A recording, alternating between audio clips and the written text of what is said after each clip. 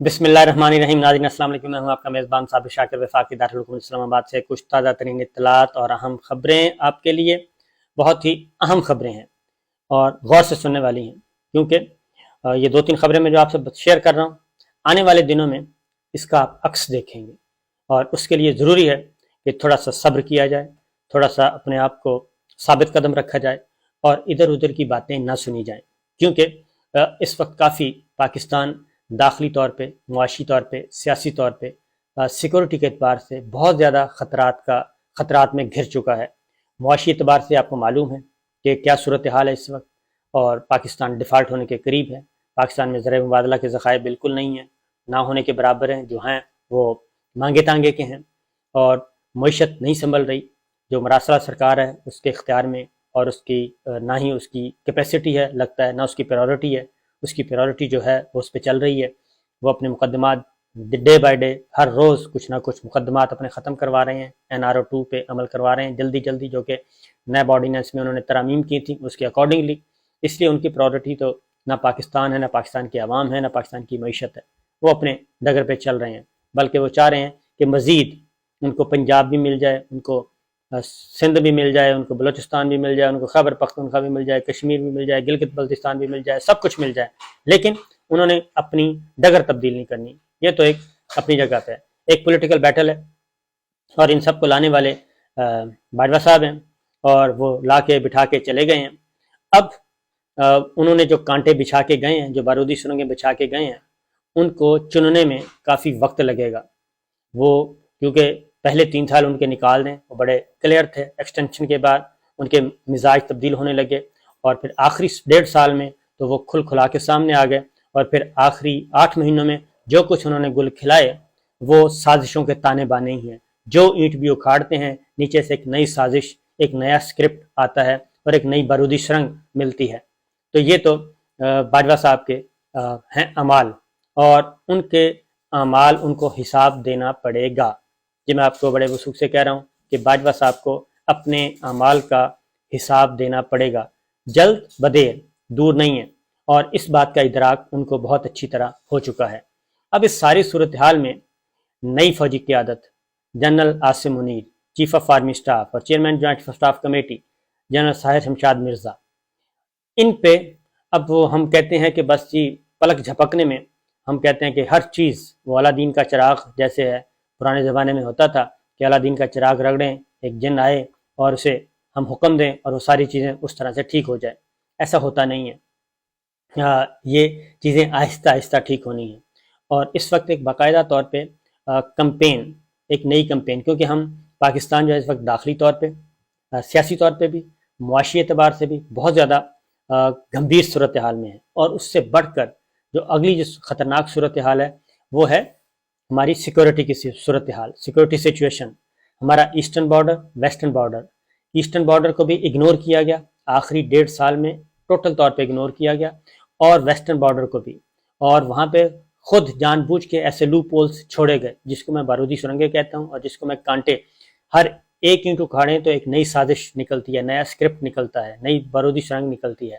تو ان چیزوں کو صاف کرنے میں پھر انٹرنل پلیئرز، ایکسٹرنل پلیئرز، ہر کوئی پاکستان میں، پاکستان کا دوست بہت کم دوست ہیں، پاکستان کے دوست نہ ہونے کے برابر ہیں، اور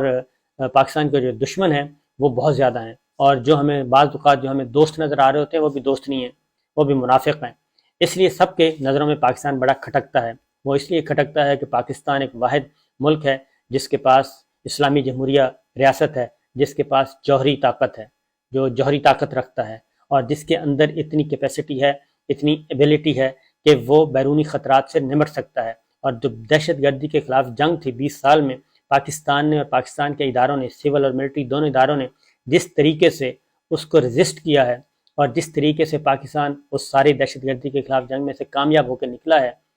وہ صرف اور صرف ایک پروفیشنل فوج ہی کر سکتی تھی۔ اور ہمارے ینگ نوجوان افسروں نے، ہمارے سپاہیوں نے بے دریغ خون دیا ہے۔ نہ صرف ہماری مسلح افواج نے، ہماری ایئر فورس، ہماری نیوی بہت زیادہ قربانیاں دی ہیں، ہمارے انٹیلیجنس اداروں نے قربانیاں دی ہیں، ہمارے سول انٹیلیجنس اداروں نے بہت زیادہ قربانیاں دی ہیں، پولیس نے دی ہیں، اساتذہ نے دی ہیں، عام شہریوں نے دی ہیں۔ تو ایک رول ماڈل تھا، اس رول ماڈل کو آخر میں آ کے برباد کیا گیا. تو یہ کیونکہ پاکستان پرامن پاکستان، خوشحال پاکستان، پیسفل پاکستان، اسٹیبل پاکستان کسی کو بھی پسند نہیں ہے، اس لیے یہ ہو گیا، یہ سب کچھ ہو گیا. ایک کوئی نہ کوئی، میں پہلے بھی کہتا ہوں 10-15 سال کے بعد ایک آتا ہوتا ہے، کوئی نہ کوئی ایک آدمی وہ سسٹم سے بچ بچا کے نکل آتا ہے اور وہ گند گھولتا ہے. اس کو ٹاسک یہ دیا جاتا ہے کہ آپ نے کنسٹرکٹیو کام کم کرنا ہے، ڈسٹرکٹیو زیادہ کرنا ہے، تعمیری نہیں تخریبی. تو یہی کچھ ہمارے ساتھ بھی ہوا. اب نئی فوجی قیادت آئی ہے. اب اس فوجی قیادت سے جناب عاصم منیر صاحب ہیں، ساحر شمشاد مرزا صاحب ہیں، اس فوجی قیادت سے ہم کہتے ہیں کہ بس پلک جھپکنے میں ساری چیزیں ٹھیک ہو جائیں، راتوں رات چیز ٹھیک ہو جائیں.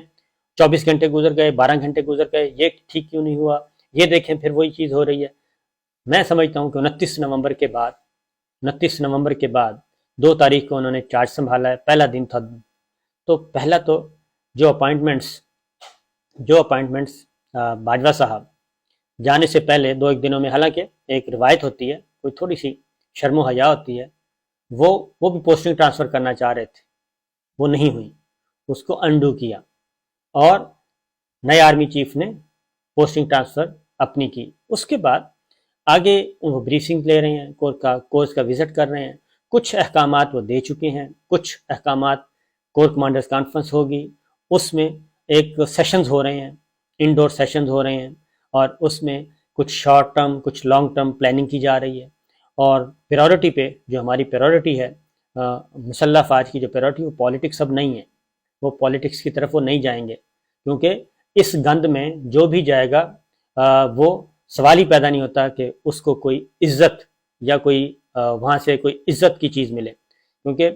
پالیٹکس میں اس وقت اتنی پولرائزیشن ہو چکی ہے، اتنا گند ہو چکا ہے کہ بہت مشکل، ناممکن ہے کہ نئی فوجی قیادت اس گند میں ہاتھ ڈالے.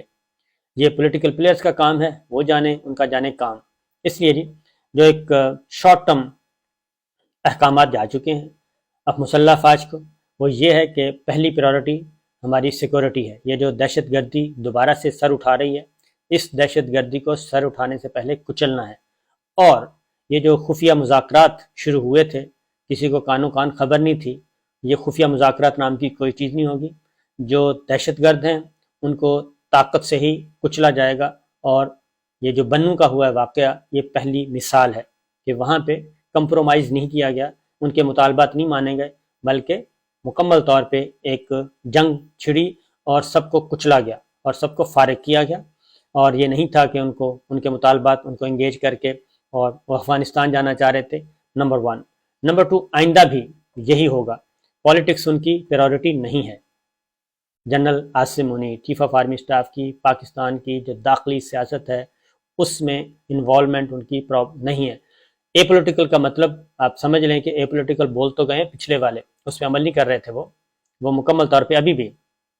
تازہ ترین بھی جو انہوں نے پرویز الہی صاحب کو فون کیا باجوہ صاحب نے، اس کا بھی نوٹس لیا گیا ہے، اور اس میں بھی باجوہ صاحب کو کنوے کر دیا گیا ہے کہ سر آپ ریٹائر ہو چکے ہیں، اب آپ اس طرح کی حرکتیں چھوڑ دیں. اور بڑا ایک نپا تلا ان کو میسیج دیا گیا، آپ خود بھی باز آ جائیں اور اپنے سسر کو بھی باز رکھیں، اپنے سمدھی کو بھی باز رکھیں.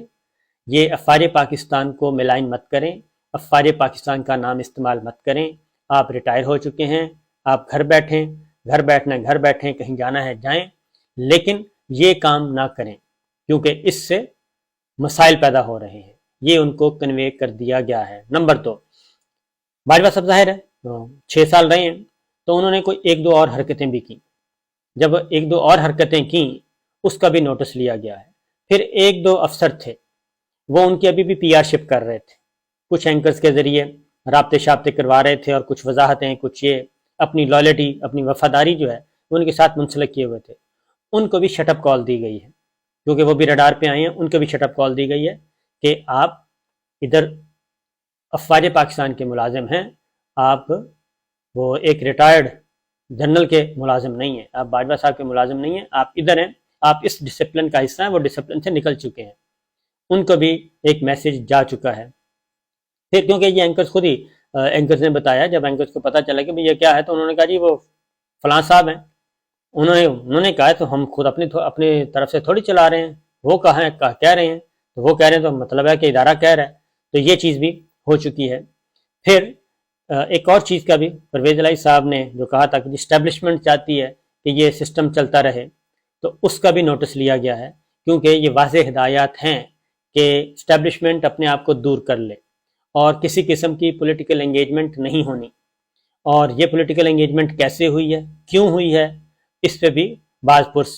ہوئی ہے، اور اگر ہوئی ہے تو یعنی کہ اگر پولیٹیکل انگیجمنٹ ہوئی ہے تو بہرحال وہ ان کا انٹرنل ہے۔ تو اب تک جو چیزیں سامنے آئی ہیں وہ بڑا کلیئر میسج چلا گیا